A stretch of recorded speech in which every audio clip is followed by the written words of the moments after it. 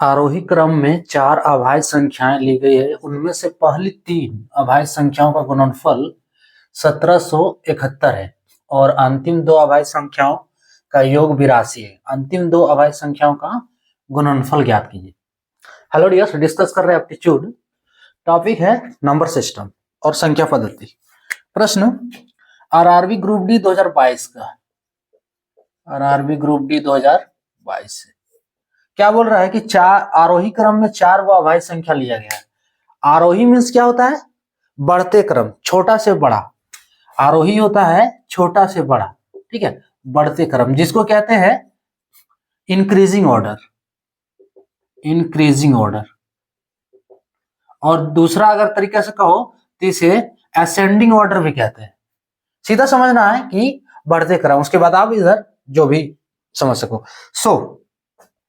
आरोही क्रम में 4 वो अभाज्य संख्या ली गई। अब अभाज्य मीन्स जो किसी से कटे नहीं, है ना, एक और खुद के अलावा किसी से कटे नहीं, दैट इज अभाज्य संख्या, उसे अभाज्य संख्या कहेंगे।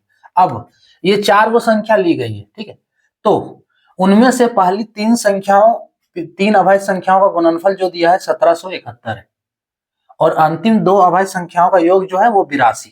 हमको अंतिम 2 अभाज्य संख्याओं का गुणनफल निकालना है। इसके लिए हम क्या करेंगे? अब ये गुणनफल निकालने के लिए तो चारों अभाज्य संख्या निकालना होगा, है ना। अंतिम 2 तो चाहिए ना, अगर अंतिम 2 से निकाल लोगे तो क्लियर हो जाएगा। तो इसके लिए हमें सबसे पहले चारों अभाज्य संख्या निकालना होगा। हम मान सकते हैं, माना कि जो 4 अभाज्य संख्या है,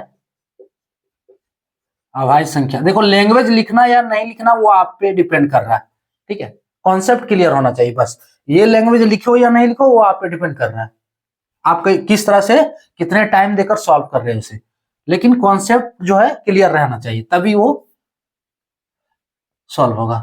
कहाँ थे हम? माना कि 4 अभाज्य संख्या बराबर, अब नाम देते हैं, कुछ भी नाम दे दो, W X Y और Z, 4 को अभाज्य संख्या ये मान ली, W X और Y Z, है ना, W X Y और Z, क्लियर। उसके बाद क्या बोल रहा है? देखो पहला कंडीशन जो है, पहली 3 अभाज्य संख्याओं का गुणनफल 1771 है।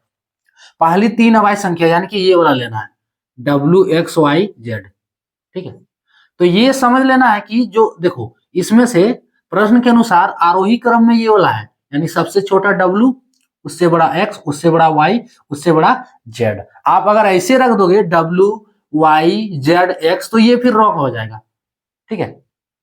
रॉन्ग कैसे हो जाएगा? अगर आप इस टाइप से रखोगे तो फिर सबसे छोटा W, फिर Y को मानना होगा उससे बड़ा, फिर Z को मानना होगा उससे बड़ा, फिर X को मानना होगा उससे बड़ा, क्लियर।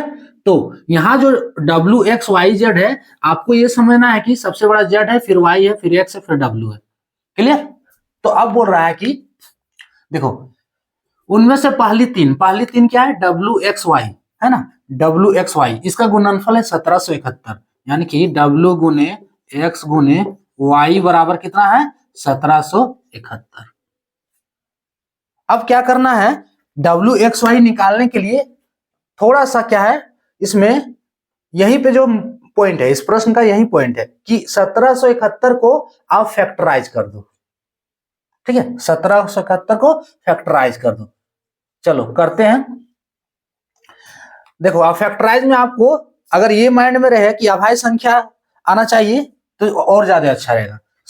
किससे जाएगा देख ले रहे, 3 से तो जाएगा, 3 से देखना होगा, 3 पचे 15, 2 से नहीं जाएगा, 3 पचे 15, 2 3 9 27, एक बच जा रहा, नहीं जा रहा, 4 5 से नहीं जाएगा, 6 नहीं, 7 से देखते हैं, 7 दूनी 14, 3 37, 7 पचे 7 दूनी 14, ठीक है, 3 बचा 37, 7 पचे 35, 2 बचा 7 21, 7 से चल जा रहा है, तो 7 दूनी 14, 7 पचे 35 और 7 तिया 21, 253, सही है ना, 7 तिया 21। हाँ अब किससे जाएगा? 7 से जाएगा तो देख सकते हो, 7 तिया 21, 4 बचा 43 नहीं आ रहा, 8 9 9 से 9 दूनी 18, 7 25, 73 नहीं जाएगा, 10 11 11 दूनी 22, 3 बच रहा, 11 तिया 33, 11 से 11 दूनी 22, 11 तिया 33।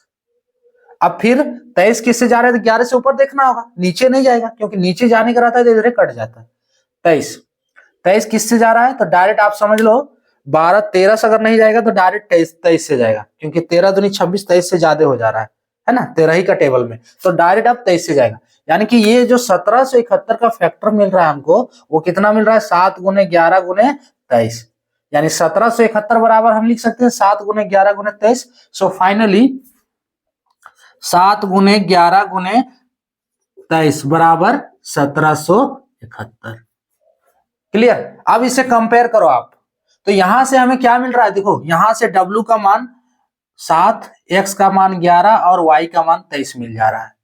आप इसको ऐसे भी लिख सकते हो कि 11 गुने 23 गुने 7, 11 गुने 23 गुने 7, तो ये इस फैक्टर के लिए सही है, 1771 के लिए सही, लेकिन इस प्रश्न के अनुसार सही नहीं होगा, क्योंकि यहाँ पे सबको आरोही क्रम में लेना है, तब W, X और Y का वैल्यू सही होगा। क्लियर। तो यहां से हमें क्या मिल गया, W बराबर 7, X बराबर 11 और Y बराबर 23।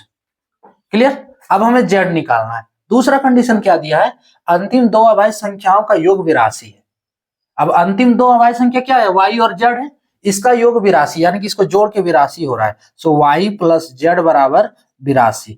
अब देखो Y का वैल्यू हमको यहाँ पे मिला हुआ है, Y का वैल्यू मिला हुआ है 23 से, तो Y की जगह 23 रख दें। सो 23 प्लस Z बराबर 82। यहां से Z का वैल्यू जब निकालोगे, Z बराबर 82 माइनस 23, 82 माइनस 23 कितना होगा, Z का वैल्यू 12 में 3 9 और इधर 7 में 2 5, 59 हो गया ये Z का वैल्यू 59, यानी कि Z का भी वैल्यू मिल गया 59। अब आंसर आराम से क्लियर हो जाएगा कि अंतिम दो अभाज्य संख्याओं का गुणनफल, यानी कि अंतिम दो यही वाला है, Y और Z ही है। ठीक है, Y और Z को गुना कर दो। सो लिखना चाहो तो लिख सकते हो कि अंतिम दो अभाज्य संख्या का गुणनफल, ये आप लोग का काम है, बराबर कितना हो गया, Y गुने Z बराबर कितना है, 23 गुने 59। अब इसको गुना करो, 59 गुने 23, तो 3 9 27 के साथ हाथ में 2, 3 5 15 और 2 17, 3 9 2 9 18, ठीक है, 2 5 10 और 1 11, कितना आ रहा है, 7 8 7 15, 1 1 2 और 1 3, 1357 इज इक्वल्स टू 1357 इसका फाइनल आंसर होगा।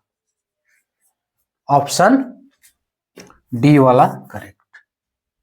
ठीक है, तो इसका प्रोसेस क्या था कि 4 गो अभाज्य संख्या ले रहा है जो आरोही क्रम में, तो 4 गो अभाज्य संख्या आरोही क्रम में माने ये W X Y Z। उसके बाद क्या बोल रहा है, उनमें से पहली 3 संख्याओं का गुणनफल 1771 है, यानी कि W गुने X गुने Y बराबर 1771। क्लियर। अब इसका फैक्टर कर रहे हो तो देखो 3 गो संख्या मिल रहा है, तीनों का तीनों अभाज्य है। क्लियर। अब हमें छोटा से बड़ा के कंडीशन में पुट कर देना है, यानी कि छोटा से बड़ा बढ़ती क्रम में रख देना है। तो 7 गुने 11 गुने 23, यहां से कंपेयर करोगे तो देखो W का वैल्यू 7, X का वैल्यू 11, Y का वैल्यू 23, इतना बराबर 771 है, ये 1771 है। उसके बाद हमें अब क्या चाहिए, Z चाहिए। देखो अंतिम दो अभाज्य संख्याओं का योग 82 है, अंतिम दो Y plus Z, Y plus Z बराबर 82, हमें Y का वैल्यू मिला है, इससे Z बराबर 59 निकाल लेना। फिर अंतिम दो अभाज्य संख्या को गुणनफल यानी Y गुने Z निकाल लोगे, 1357 इसका फाइनल आंसर। क्लियर। तो ये था टॉपिक।